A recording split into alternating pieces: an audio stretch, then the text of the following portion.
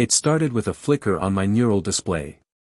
What seemed like an innocent glitch was about to upend everything I knew.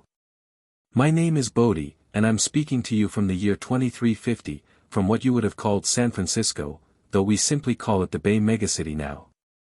Picture your Golden Gate Bridge, but imagine it stretching not just across water, but weaving through layers of crystalline towers that spiral 3 kilometers into the sky.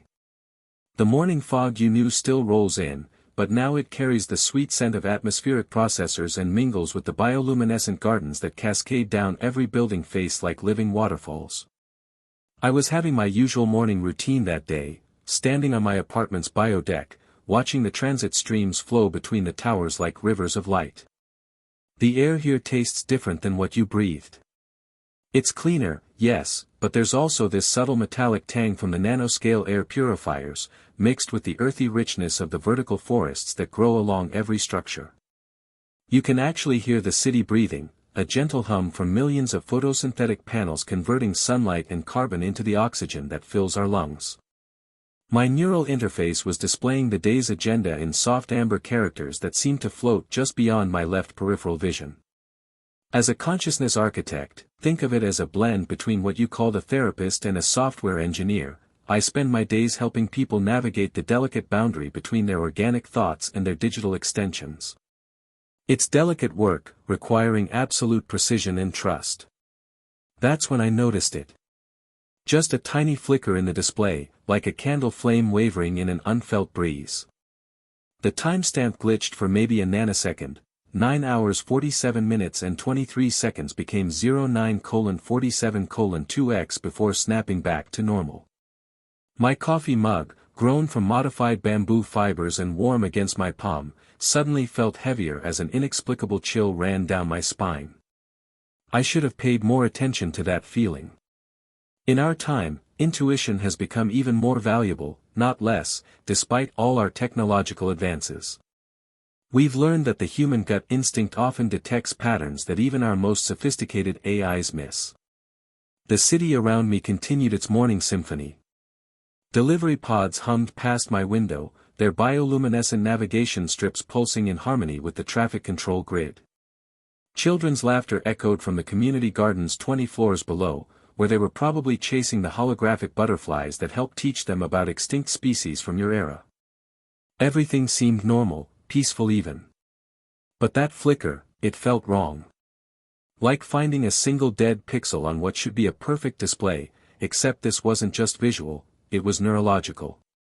The interface connects directly to our consciousness through quantum-entangled neural pathways, making any glitch not just a technical issue, but potentially a breach of the mind itself. I ran a quick diagnostic, the familiar sensation of data flowing through my thoughts like cool water. Everything checked out normal. Connection strength, optimal. Bandwidth, standard. Security protocols, all green. Yet something in my chest tightened, the way you might feel when walking alone at night and hearing footsteps that stop when you stop. The morning light streaming through my windows carried that golden quality that transcends time. I imagine it looked much the same in your San Francisco, though now it's filtered through atmospheric shields that protect us from the more intense solar radiation. I could see my reflection in the bioglass, neural interface ports glowing softly at my temples like tiny stars, and for just a moment, I wondered if I was looking at myself or if something else was looking back at me. My name is Bodhi Chinokafor, and I've been programming neural interfaces for the past 12 years. In your time, you might think of me as something like a software engineer, except instead of coding for screens and keyboards, I write directly into the language of consciousness itself. Every morning, I jack into the neurogrid, our global network of interconnected minds, and spend my days crafting the digital pathways that allow human thoughts to seamlessly merge with artificial intelligence. It's delicate work, requiring a surgeon's precision and an artist's intuition. One misplaced line of quantum code, and you could accidentally trigger someone's deepest phobia or, worse, create a feedback loop that traps their consciousness in an endless recursive nightmare. I've seen it happen to colleagues who got careless, who forgot that they weren't just manipulating data streams but the very essence of human experience. As I settled into my workspace that morning, a curved bioluminescent desk that responds to my neural patterns by adjusting its height, temperature, and even scent. I felt the familiar tingle as my interface synchronized with the grid. It's hard to describe this sensation to someone from your era. Imagine the moment just before you fall asleep, when your thoughts become fluid and dreamlike, except you remain completely awake and in control. Suddenly, you're not just Bodhi sitting in an apartment in Neo Singapore, you're part of something vast and interconnected, a single node in humanity's collective digital consciousness. The project I was working on seemed routine enough, optimizing the emotional processing algorithms for a new line of therapeutic interfaces. These devices help people with severe trauma by allowing them to safely re-experience and process difficult memories within a controlled virtual environment. The AI component I was debugging was designed to monitor the user's psychological state and intervene if the simulation became too intense. But as I dove deeper into the code architecture, that same wrongness from earlier crept back into my awareness. The glitch wasn't in the main processing threads, those were running smoothly, their quantum states perfectly balanced. Instead, it was hiding in what we call the shadow protocols, the backup systems that most programmers never even look at because they're supposed to be dormant unless there's a critical failure. I pulled up the diagnostic cascade, watching streams of data flow past my consciousness like luminous rivers. Heart rate monitoring, stable. Brainwave synchronization, nominal. Memory buffer integrity, secure. But there, buried in subsection 7.4.2.1 of the identity verification module, was a tiny anomaly. A single bit of data that kept flipping between states every 3.7 seconds, like a nervous tick in the machine's digital DNA. In your world, you might have ignored such a minor inconsistency, maybe filed a bug report for someone else to handle later. But in neural interface programming, there's an old saying, the smallest crack can shatter the entire mind. I'd learned this lesson the hard way during my first year, when I dismissed a similar glitch that later caused a user to temporarily forget their own name for 3 days. I leaned back in my chair, feeling the biogel cushioning adjust to support my spine, and stared at the anomaly floating in my visual field. The morning sun had shifted, casting longer shadows across my apartment, and somewhere in the distance, I could hear the melodic hum of the city's atmospheric processors cycling fresh air through the dome. Everything around me felt solid, real, predictable. But this tiny glitch, this insignificant flutter in the code, felt like a crack in reality itself. I should have trusted that instinct. I should have immediately isolated the anomaly and run it through the containment protocols. Instead, I made the mistake that haunts every programmer's nightmares. I decided to trace it live. You have to understand, in 2350, our debugging tools are sophisticated beyond anything you could imagine. We don't just read code, we swim through it, experiencing the data flow as if we're part of the system itself. It's like being a detective who can literally walk through a crime scene that exists in pure information space.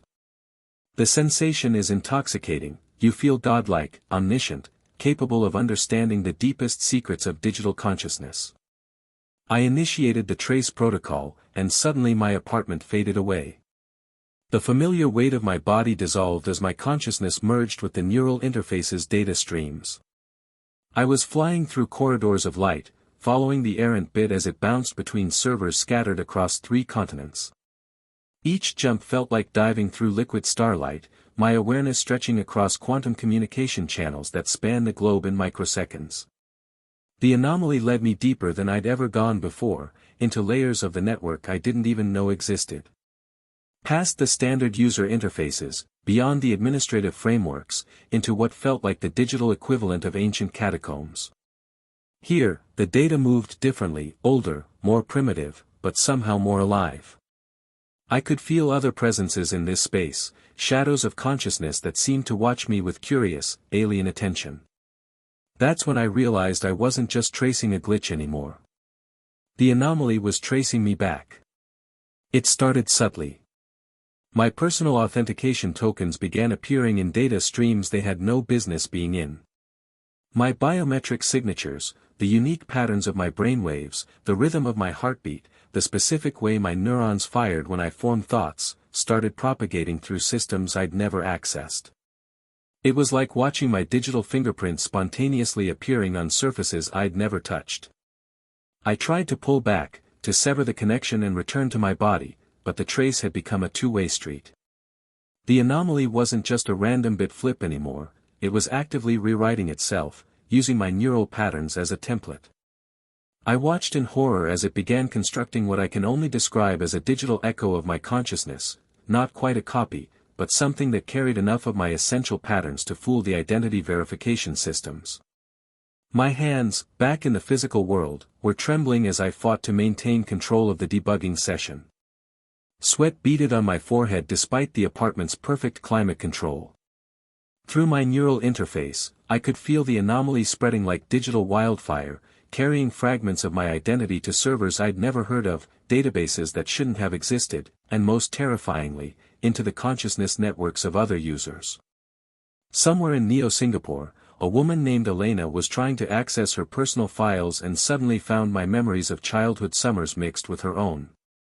In the Arctic Research Station, a scientist named Dr. Chen discovered he could recall technical specifications for neural interfaces he'd never studied, my technical knowledge bleeding into his mind like ink in water. The breach was cascading through the global consciousness network, and every person it touched was being contaminated with pieces of my digital soul. The worst part wasn't the technical violation, it was the intimacy of it.